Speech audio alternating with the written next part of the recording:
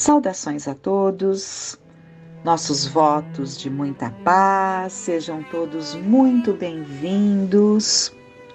E nesse novo formato, às sextas-feiras, vamos desenvolver o tema obsessão nos seus variados graus e matizes, né?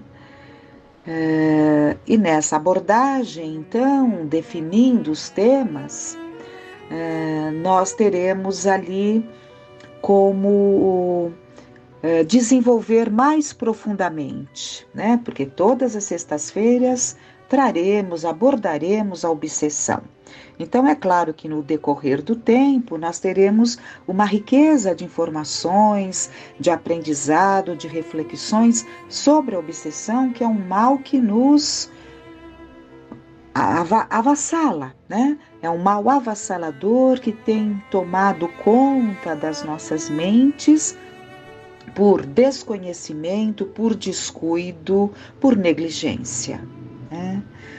Por não desejarmos ali, nos emendarmos em determinados pontos, para não darmos vazão para que uma obsessão se instale. E ela se instala. Se não fizermos por onde que isso não aconteça.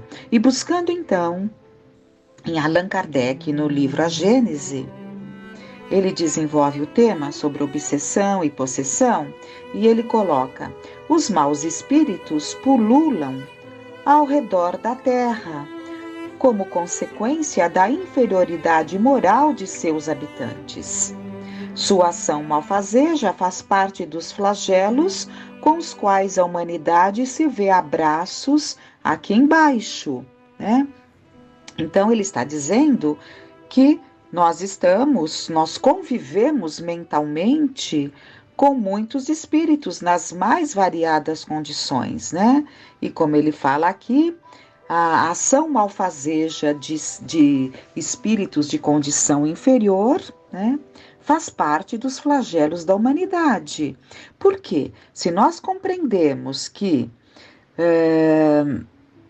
estamos vibrando numa determinada faixa que nos liga a determinados espíritos de condição inferior, de desejos de alcançar aquela mente para envolver, para trazer resultados danosos, é claro que é uma questão de escolha, uma questão de sintonia.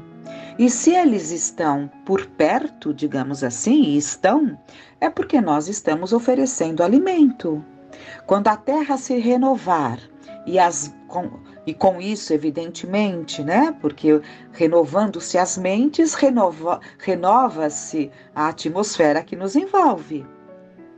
Mas enquanto isso não se dá, é natural que essas mentes enfermiças permaneçam aqui junto à crosta terrestre, porque elas se alimentam dos nossos pensamentos enfermiços. Temer essa situação? Está em nossas mãos o vigiar e orar ensinado por Jesus. É uma questão de padrão vibratório, é uma questão de sintonia. E Kardec então nos fala: a obsessão, que é um dos efeitos desta ação, como as moléstias e todas as tribulações da vida, devem, pois, ser consideradas como uma prova ou uma expiação e aceitas como tais. A obsessão é a ação persistente de um mau espírito. É a ação persistente que um mau espírito exerce sobre um indivíduo. Apresenta caracteres muito diferentes, desde a simples influência moral, sem sinais exteriores sensíveis, até a perturbação completa do organismo e das faculdades mentais. Então, percebemos claramente que uma obsessão desconsiderada, não cuidada, né? Ela pode caminhar para a loucura, para um desequilíbrio mental. Manuel Filomeno de Miranda, que traz os seus ensinamentos de modo geral, né, em grande maioria, através da mediunidade do Divaldo Franco, ele é um profundo estudioso, um grande estudioso da obsessão, já desenvolvendo todo esse potencial enquanto encarnado em hospital psiquiátrico, e como espírito ele continua desenvolvendo esses trabalhos, nos trazendo uma riqueza de aprendizado para que compreendamos melhor as nuances de uma obsessão, os mecanismos de uma obsessão e como nos libertarmos dessas situações. E logo de início, ele coloca no capítulo, o livro é Nas Fronteiras da Loucura. E neste prefácio que ele assina em Salvador, 24 de fevereiro, quarta-feira de cinzas, de 1982.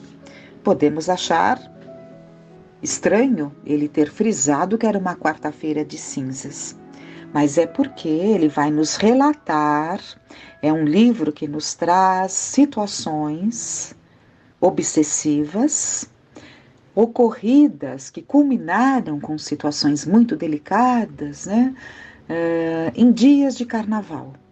Então ele relata nessa obra, é bom que todos ouçam para se interessarem e buscarem ler a obra no seu todo, né, porque ela traz ali situações de todo o trabalho espiritual em que eles se mobilizam para atender aos desequilíbrios, às situações que são criadas pelos excessos nos dias carnavalescos, a dinâmica de ajuda que esses espíritos desenvolvem e as consequências nocivas daqueles que se descuidam por estarem ali, muitas vezes desejosos de viver mais intensamente certas emoções.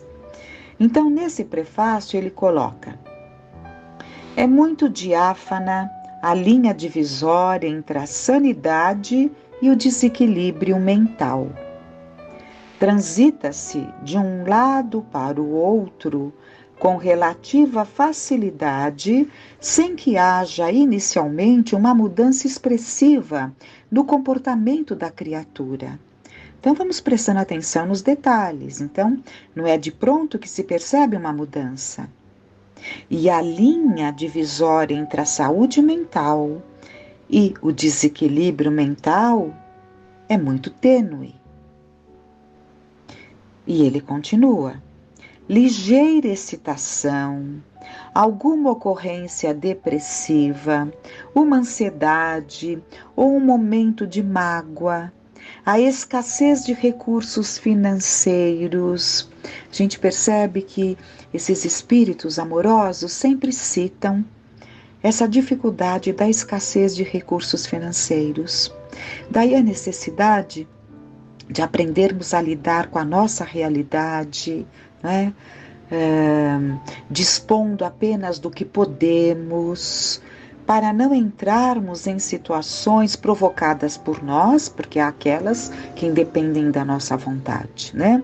Mas situações provocadas por nós mesmos, pelos nossos descuidos, pela nossa desenfreada ambição, desejos incontrolados, e acabamos ali nos desequilibrando financeiramente. E isso abate, né? Isso transtorna, isso é algo que alcança, né? E leva a sentimentos sofridos, né? Que podem culminar com uma depressão se essa situação perdurar, né? Então, é citado sempre a escassez de recursos financeiros.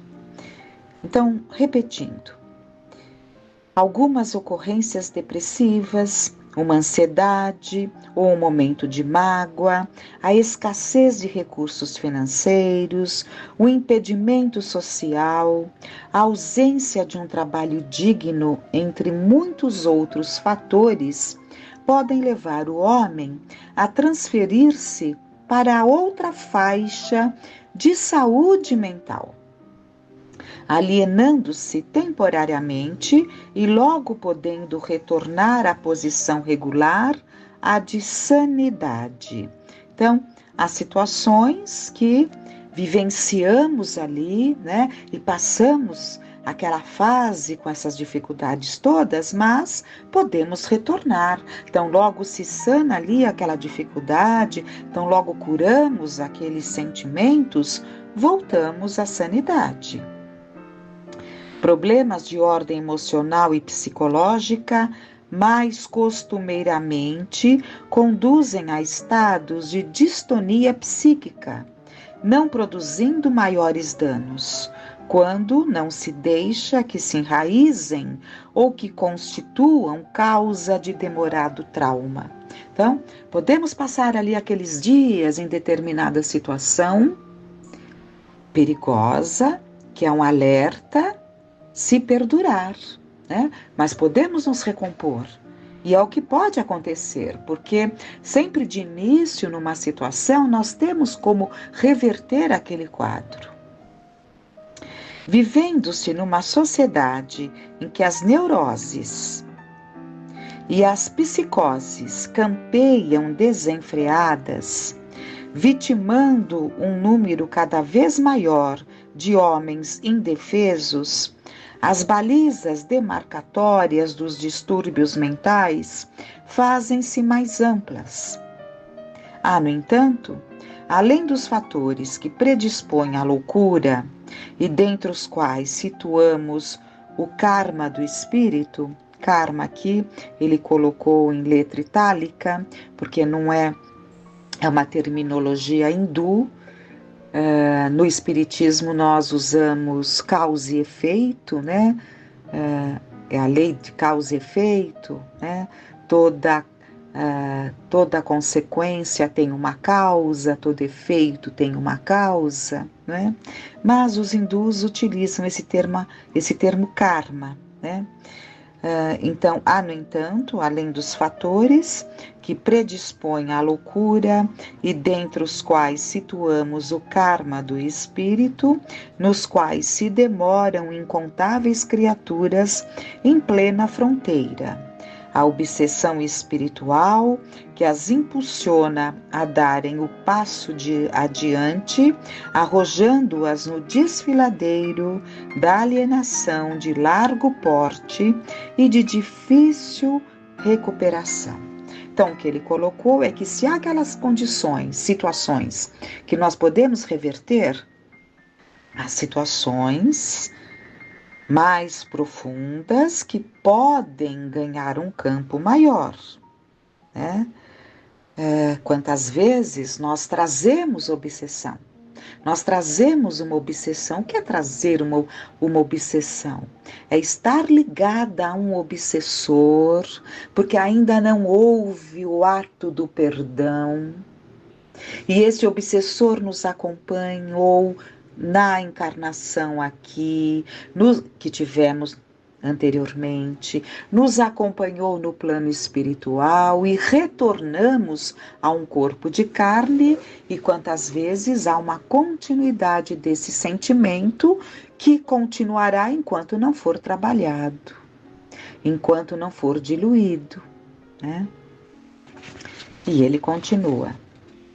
São os sexólatras. Então, eu dei o exemplo da vingança, de um espírito vingativo que nos acompanha tanto num corpo carnal quanto no plano espiritual.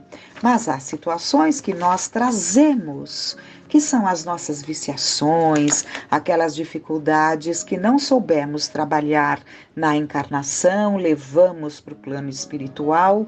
Ao retornarmos, evidentemente, então logo se desenvolvam os nossos órgãos, né? O nosso fisiológico, lá estaremos nós novamente dando vazão àquilo que alimentamos dentro de nós como espíritos. Então são os sexólatras, os violentos, os exagerados, os dependentes de viciações de qualquer natureza, os pessimistas, prestemos muita atenção nisso, os pessimistas, os invejosos, os amargurados, os suspeitosos incondicionais, os ciumentos, os obsediados que mais facilmente transpõem os limites da saúde mental. Não nos desejamos referir àqueles que são portadores de patogenias mais imperiosas em razão de enfermidades graves, de hereditariedade, de distúrbios glandulares e orgânicos, de traumas cranianos e de sequelas de inúmeras doenças outras. Queremos deter-nos nas psicopatogêneses espirituais, sejam as de natureza emocional, pelas aptidões e impulsos que procedem das reencarnações transatas anteriores, de que os enfermos não se liberam, seja pelo impositivo das obsessões infelizes, produzidas por encarnados ou por espíritos que já se despiram da indumentária carnal, permanecendo, no entanto, nos propósitos inferiores a que se aferram. A obsessão é uma fronteira perigosa para a loucura irreversível. Sutil e transparente a princípio, agrava-se em razão da tendência negativa com que a agasalha o infrator dos soberanos códigos da vida. Então, quando nós agasalhamos, ela caminha para um desequilíbrio mental, dando gênese a enfermidades várias. Claro, se a mente está bombardeada por esses sentimentos, por esses conflitos todos, é claro que o nosso corpo se ressente. Então, dando gênese a enfermidades várias, inicialmente imaginárias, que recebe por via telepática, podem transformar-se em males orgânicos de consequência insuspeitadas, ao talante do agente perseguidor que induz a vítima que o hospeda a situações lamentáveis.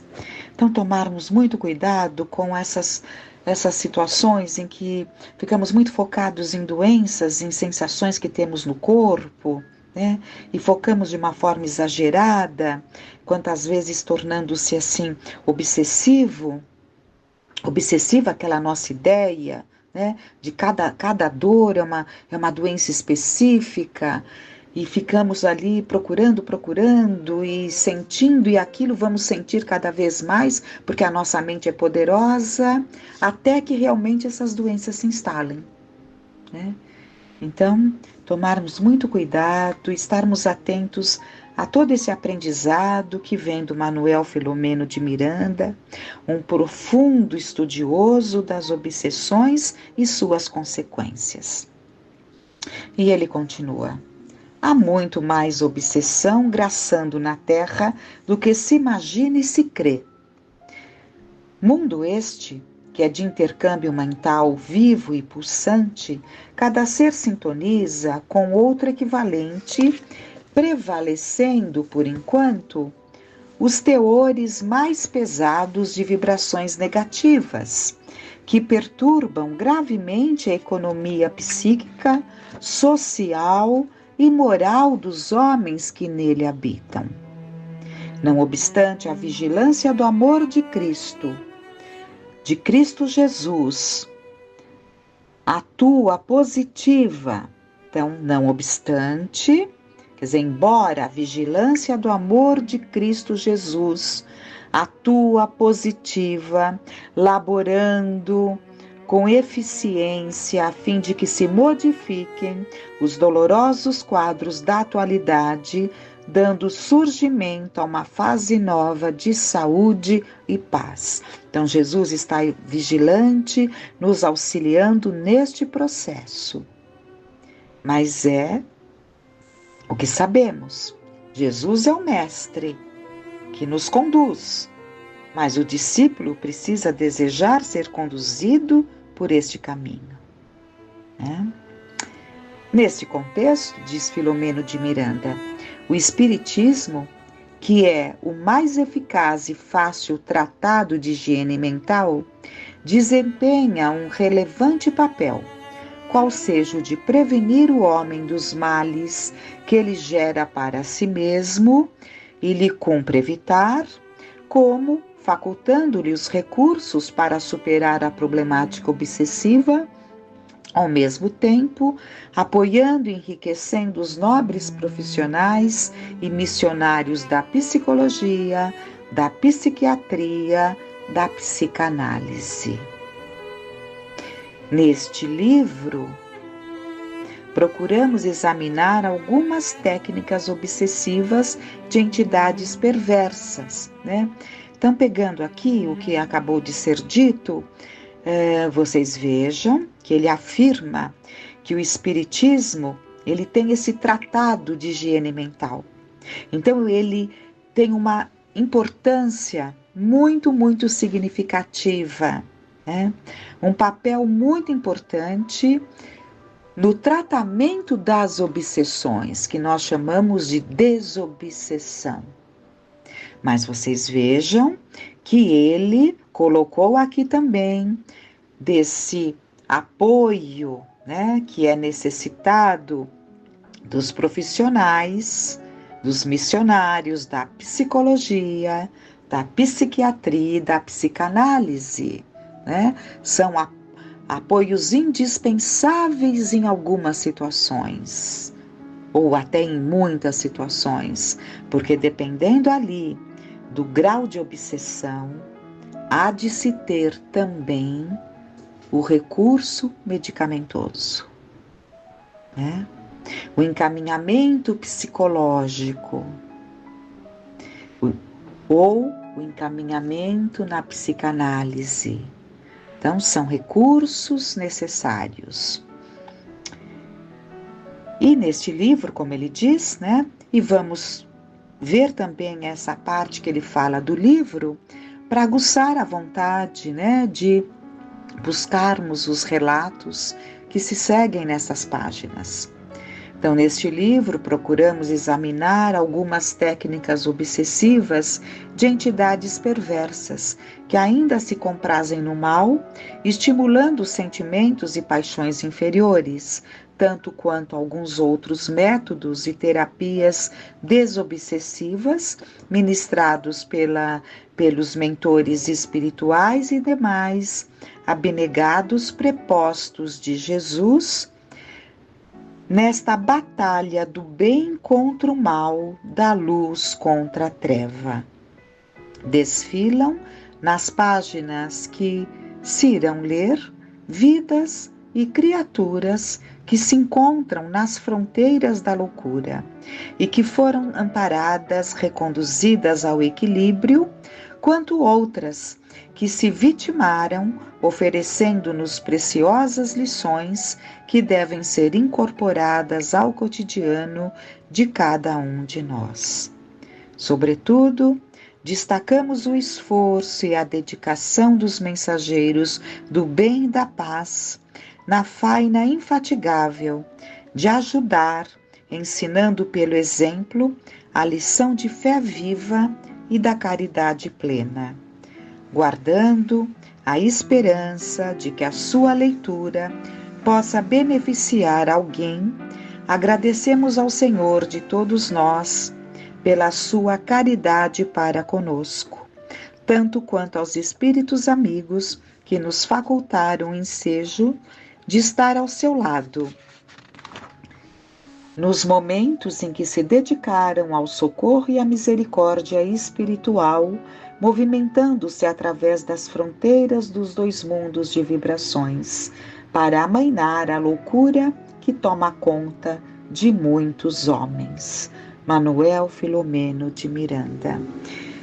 Estarmos atentos então, porque realmente a obsessão é algo que está tomando um vulto assustador. Me lembro que o senhor José Sintra Filho nos relatava que quando ele era o frequentador da Federação Espírita, bem mais jovem, né? Na Federação Espírita, ali nas orientações vindas por parte dos espíritos, numa época em que se voltava muito ali ao câncer, né? O câncer que ainda nos atinge, mas os meios estão cada vez mais apurados, né, para se vencer a batalha contra o câncer, mas na época a que ele se referia era uma situação muito delicada, estava-se buscando ali determinados caminhos, e ele nos relatava que o Espírito disse certa feita: vocês se preocupam tanto com a cura do câncer, estão se esquecendo das obsessões que se tornarão cada vez mais intensas e numerosas, né? E a gente percebe claramente que com o passar do tempo, a virada do milênio acentuou demais os desequilíbrios. Então é preciso que busquemos a instrução, o conhecimento para nos educarmos, para atenuarmos, sanarmos ou até evitarmos, porque a doutrina espírita ela é acima de tudo preventiva, né? Esse aprendizado, essa vivência, porque é o aprendizado que deve se tornar, fazer parte das nossas vivências, né? Então, aprendendo ali com Jesus, que dizia aqueles lunáticos, aqueles que eram chamados endemoninhados, porque estavam ali naquelas situações dificílimas, o que ele dizia? Vá e não peques mais, para que um mal maior ainda não lhe suceda. Ou seja, vá, mas mude o seu comportamento para sanar a causa que deu origem a esse estado. Então, que fiquem para nós essas reflexões, este aprendizado, e que fiquemos em paz.